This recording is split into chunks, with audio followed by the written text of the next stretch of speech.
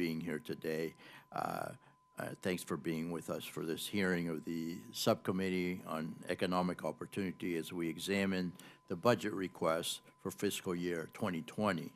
The budget requests $220 billion, a 9.5% increase above fiscal year 2019 budget for all VA.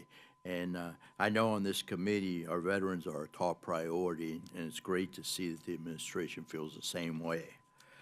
While the fiscal year 2020 budget request has grown considerably, I'm glad we are here today to focus on the programs under the subcommittee's jurisdiction that are often overlooked, but do empower veterans' everyday lives. Like all of my colleagues here today, I believe that veterans and their families deserve the best services, benefits, and care that we can provide to them. However, at the same time, I believe in protecting the American taxpayer and ensuring that our government is running efficiently, and there is no, we don't want to waste taxpayer dollars where they could be better invested elsewhere. But I can't think of a better place to invest them. If we're going to be spending the money, we need to spend it on our veterans, but it must be efficient. The programs we are examining today should be the crown jewel of the VA benefits and services as empower veterans to lead a more productive and fulfilling life. While I'm supportive of this strong budget, the proof will be in the details and implementation that at times in the past has been lacking.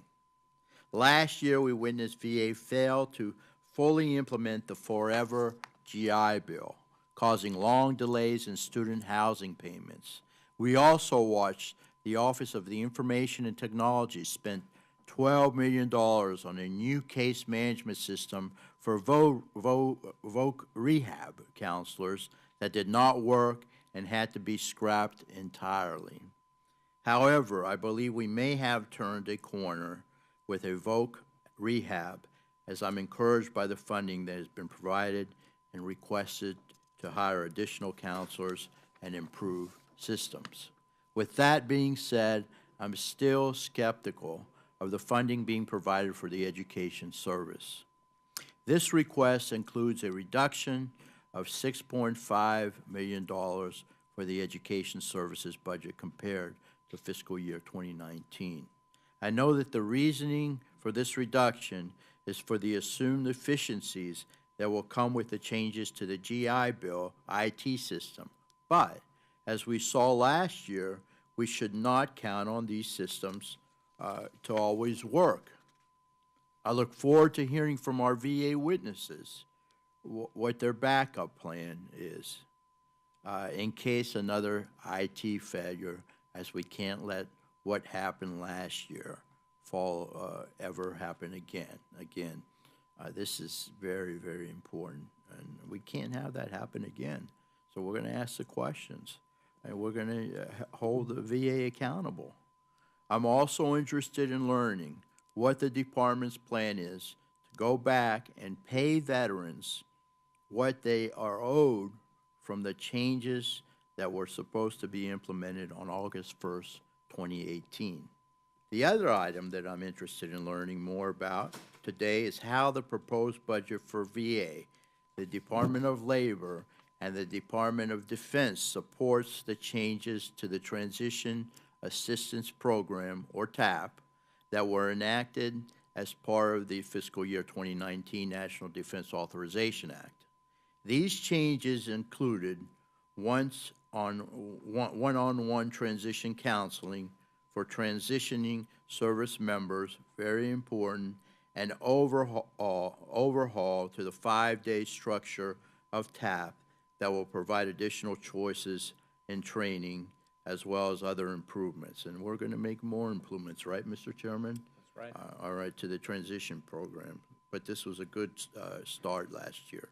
These changes were the most significant revisions to TAP since 2011, and I'm interested to see how this budget will support their successful implementation when they are supposed to go live in just 5 short months at the beginning of fiscal year 2020. Mr. Chairman, before I yield back, I wanted to comment on the lack of attendance by the U.S. Department of Labor. I share your frustration with DOL not sending a witness to testify at today's hearing. Congress has a constitutional role in providing oversight of the Department of Labor, and it is unfortunate that today, like several times last Congress, the Department of Labor has refused to send a witness. However, Congress also has a constitutional role in reviewing and approving nominations submitted by the President. It is my understanding that the nominee for the Assistant Secretary for Veterans Employment and Training has been languishing in the Senate for over a year now. The nominee, Mr. John Lowry III, a decorated U.S.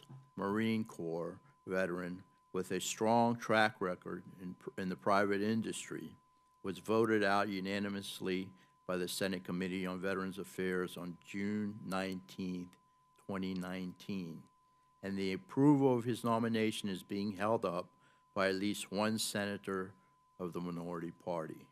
We should expect DOL to do its job and provide a witness, and we should also expect the Senate to do their job and make decisions on President Trump's nominations. Finally, Mr. Chairman, I'd like to take a moment to recognize and welcome back U.S. Marine Corps Reserve Staff Sergeant Will Hubbard, who is testifying on our second panel. Staff Sergeant Hubbard just recently completed a tour of duty serving alongside the Special Operations Joint Task Force in Kabul City, Afghanistan. Staff Sergeant Hubbard, thank you for your service and welcome home.